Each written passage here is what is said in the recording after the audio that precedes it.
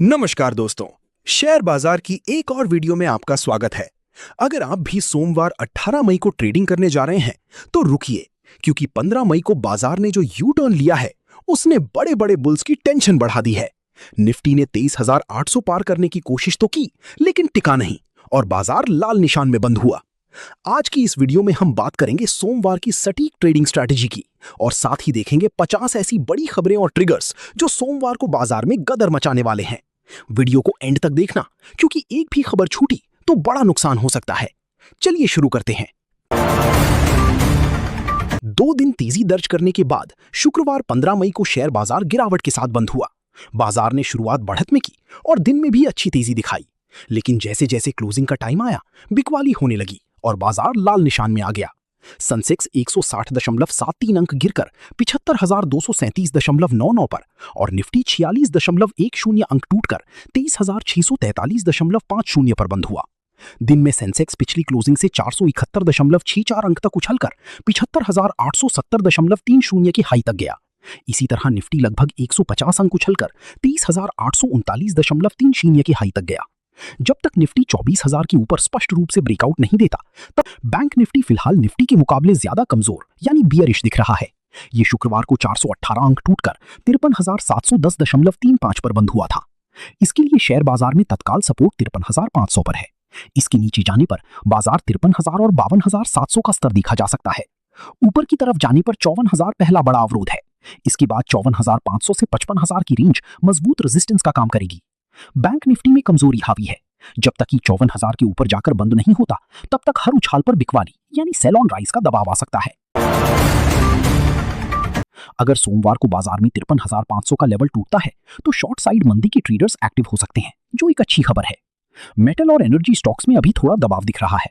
सुरक्षित निवेश या बाउंस के लिए आईटी, फार्मा यानी डिफेंसिव स्टॉक्स और एफएमसीजी पर नजर रख सकते हैं, क्योंकि पिछले सत्र में इन्होंने बाजार को थामने की कोशिश की थी। सोमवार सुबह ओपनिंग से पहले गिफ्ट निफ्टी और अमेरिकी बाजारों के रुख को जरूर देखें। इसके अलावा रुपए की कमजोरी और कच्चे तेल की कीमतों पर भी नजर रखनी होगी। बाजार को पहले आईटी शेयरों में अच्छी खरीद हुई, एफआईआई के बायर बनने जैसे फैक्टर्स से सहारा मिला, लेकिन फिर प्रॉफिट बुकिंग, कच्चे तेल के भाव में तेजी और रुपए में गिरावट जैसे फैक्टर्स ने सेलिंग प्रेशर बनाया। मार्केट बंद होने पर बीएसई पर लिस्टेड कंपनियों का मार्केट कैप घटकर 4,65,532.98 करोड़ रुपए रहा।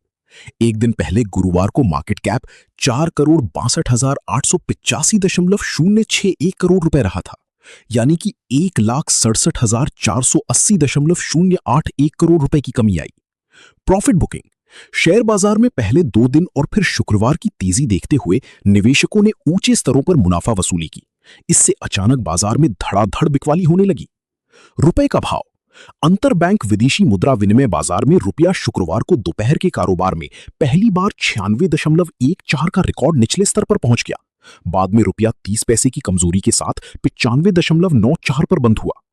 पीएम किसान 20वीं किस्त सरकार जल्द ही पीएम किसान की अगली किस्त जारी कर सकती है, जिससे रूरल और फर्टिलाइजर स्टॉक्स फोकस में रहेंगे।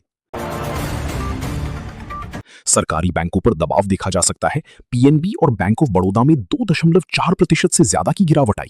सोमवार को भी सेंटिमेंट कमजोर रह सकता है।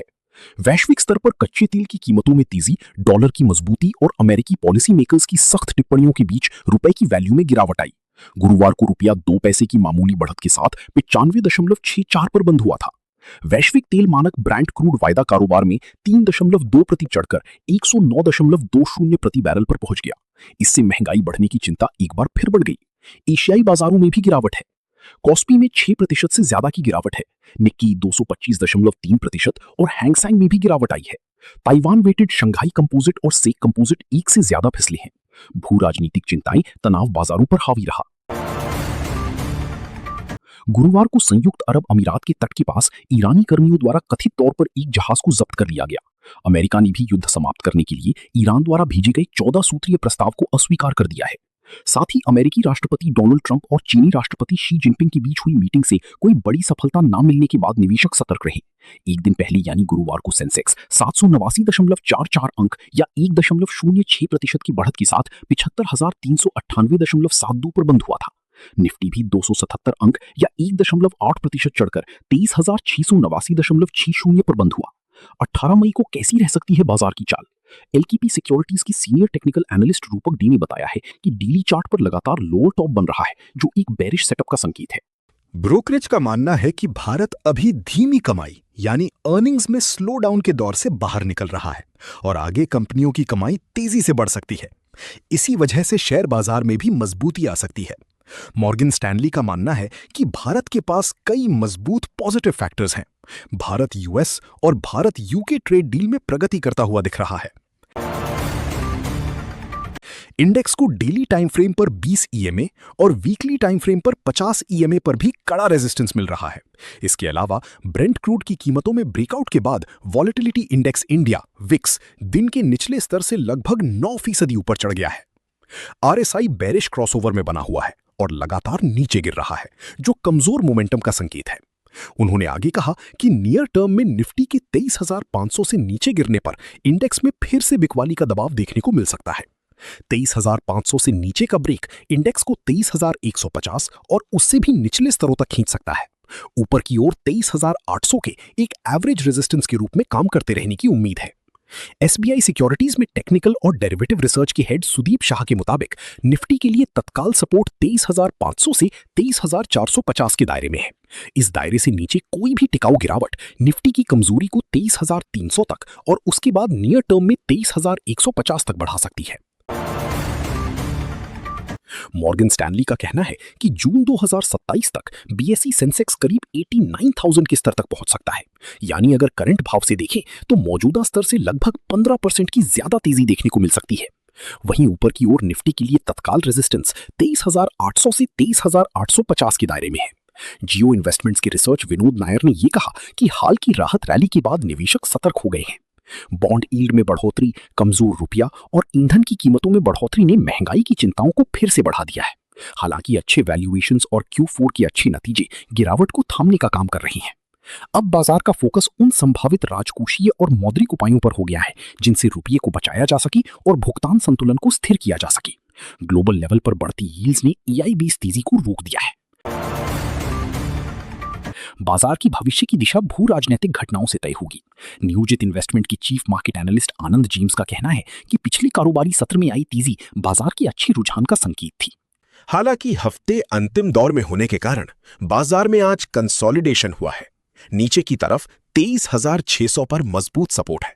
अगर ये स्तर टूटता है तो शायद बाजार पूरी तरह से तो ना ढहे, लेकिन इससे कंसोलिडेशन का दौर थोड़ा लंबा खिंच सकता है। मॉर्गन स्टैनली का कहना है कि पहले के मुकाबले भारत की अर्थव्यवस्था तेल पर कम निर्भर हो चुकी है, इसलिए असर पहले जितना भारी नहीं होगा। चॉइस इक्विटी ब्रोकिंग के रिसर्च एनालिस्ट हितेश टेलर ने यह कहा कि महंगाई के अनुमान और वैश्विक आर्थिक सुधार की गति को लेकर बनी अनिश्चितता की चिंताओं के चलते बाजार में कंसोलिडेशन देखने को मिल सकता है,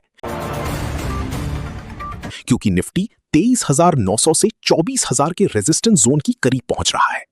दोस्तों, आपको क्या लगता है, सोमवार को मार्केट ऊपर जाएगा या नीचे? कमेंट बॉक्स में अपनी राय जरूर बताएं। अगर वीडियो अच्छी लगी हो तो इसे लाइक करें और चैनल को सब्सक्राइब करना बिल्कुल ना भूलें।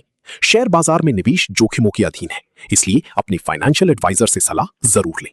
मिलते हैं अगली वीडियो में, तब तक के लिए हैप्पी ट्रेडिंग।